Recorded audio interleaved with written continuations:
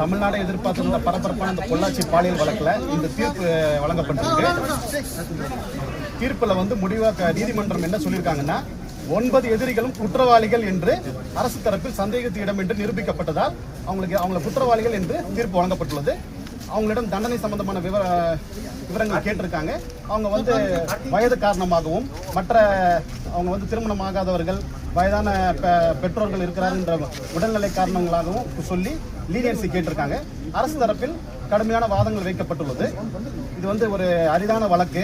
அதனால் பெண்களுக்கு எதிரான வழக்கில் வந்து நீதிமன்றம் ஒரு கண்டிப்பான ஒரு தீர்ப்பு வழங்கணும், கடுமையான தண்டனைகள் வழங்கணும். இந்த வழக்கை பொறுத்த வரைக்கும் 376D கேங் ரேப் வந்து நிரூபிக்கப்பட்டிருக்கு. அதெல்லாம் 376 2N மீண்டும் மீண்டும் பாலியல் குற்றத்துக்கு உட்படுத்துவது, இந்த 2 முக்கியமான ஒரு மேஜர் அஃபென்ஸ்ல வந்து கன்விக்ஷன் பண்ணியிருக்கிறாங்க.